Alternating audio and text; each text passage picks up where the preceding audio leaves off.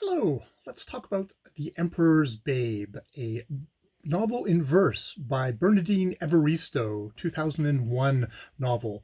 Now, I should preface this that 3 years ago I watched Mike Frost do a review of this book and said, "Hey, I'll go and read that," after listening to his review and him doing a bit of a reading of the thing.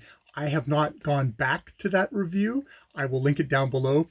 It'll be interesting to see exactly how much of his review I've taken. I don't remember anything from it, but I very well might be parroting all his points. So depending on how much you like this book and how much you don't want to see my face, you could just go and click away to his review right now, because it was a really great review. Mike is a poet, and really good intertwining of a reviewer and subject, I'm sure, in that review. It did take me 3 years to get to it, so let's not let's not wait any further. In the interim of me actually picking this up, Evaristo won the Booker in 2019. Then it was like, oh, do I want to watch? Do I want to pick it up or not? Finally, I did pick it up, and I was really happy to get to finally read this novel in verse. It's a black girl growing up 1800 years ago in Roman London. She Zucalia, her parents are Sudanese immigrants who've decided, well, we'll go to the edge of the known world, to some complete backwater, to make our way to. This is somewhere where we can have space. It's the Wild West, where we can actually make our fortune. And a part of that is marrying their child off to a successful Roman businessman. And that happens. And also the next thing that happens is that Zucalia, a couple of years later, catches the eye of the Libyan outsider Roman emperor himself in England, to conquer all these crazy barbarians and bring England into the Roman Empire. Septimus Severus, where she indeed becomes the emperor's babe. So it's all written in verse, which I've read other books in verse. Although the other one that I did read, which I'm not going to remember the name of right now, was in rhyming couplets. This doesn't seem to have the rhyming couplets thing. It is organized in sort of here, I pulled up my Kindle. That's what I actually read it on. It is organized in kind of poetic form, but you could be reading it through and just think, oh wow, this has got beautiful language, but you might be forgiven to actually forget at some points that this is something that is written in poetry, until suddenly you go, oh wow, it is poetry. Let me read you a little section here. They're organized sort of like poetic sections. This one is Venus winks at lovers' games, and this is when the emperor is in the scene now. Venus winks at lovers' games. Songbird surprise was my favorite dish, and I knew it would be his. From first sighting, I had imagined being crushed into the imperiale's purple robes of Emperor Septimus Severus, his sword drawn out of its gold and ruby scabbard and plunged into me ruthlessly. Oh, sweet death! We were together, finally, in my trachelium, a lyre player in the background, as we reclined on sofas, the low marble table laid out with a little spread, served in my floral red Samian crockery, small songbirds soaked in asparagus sauce with quail's eggs, dormice cooked in honey and poppy seed, salted fish with oyster dressing, my lord, milk-fed snails just for you, fried jellyfish, bear cutlets, sliced flamingo tongue marinated in turmeric and clove oil. Am filling my hunger, par-cooked courgettes, boiled whole, sautéed peacock brains melt in my mouth. You look across, am stuffed, dates torn between my teeth, Sow's udders, lark's tongue in garlic,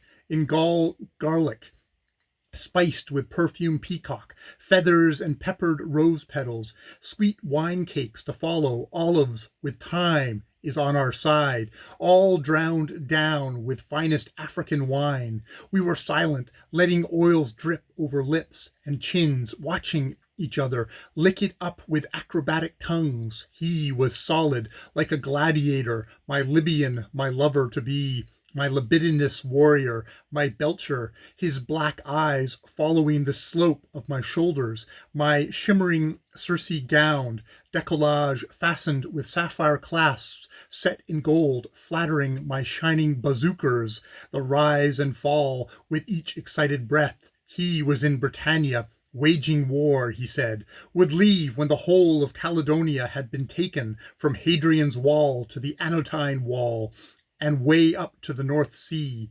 His marriage was impossible, he said. His wife had gone from swan to donkey. He knew Felix, her husband, well, and had often dined with him at his villa in Rome. News to me. He called me to him, nibbled my neck, his harsh bristles scratching my delicate skin, stuck his tongue down my ear, making me squeal, growled, "Are you ready for war?"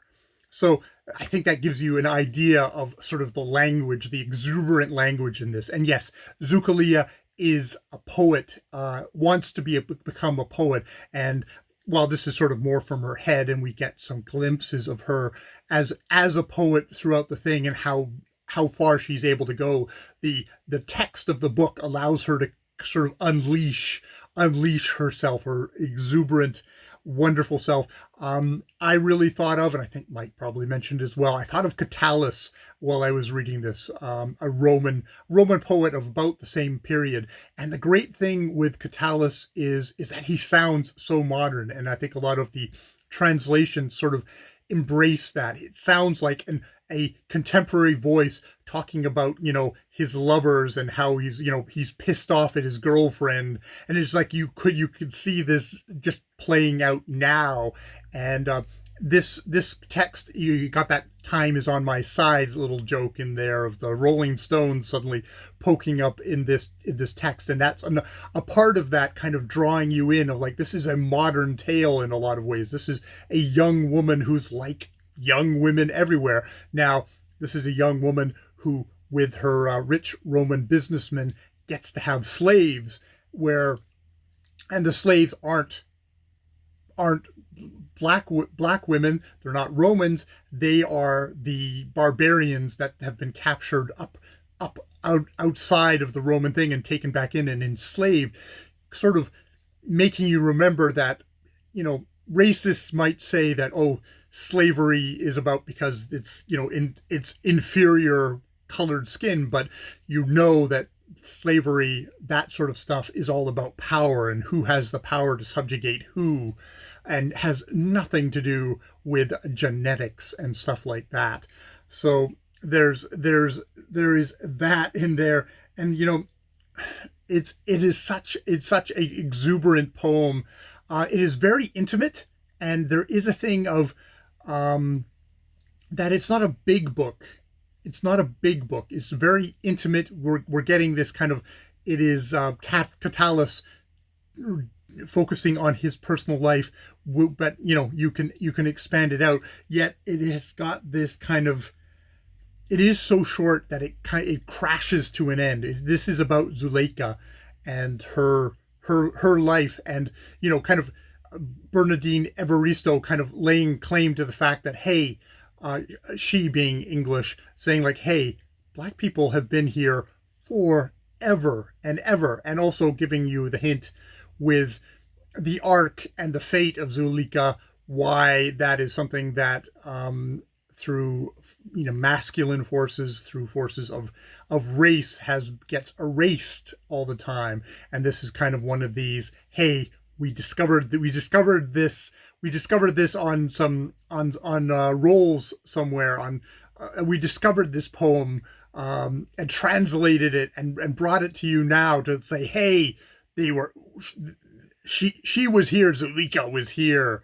even though Zulika, I believe herself is just a creation, but it's that kind of idea of, of saying, hey, we should be rewriting history, even someplace that I think in outsiders, when they think of England, are thinking of English people, the whitest people on the planet. Well, maybe there's some Norwegians or Swedes who could maybe make a more of a thing for that. But how much the world is far more complicated than these just simple prejudices and biases and stereotypes of, oh, this is the world. No, it's much more complicated, and you can discover voices, vital voices like Zulika, that Bernardine Evaristo. It discovers. And I can see this being made into, probably was made into kind of like a radio play or something like that, because it's a wonderful character study. It's not so much, it's not an epic.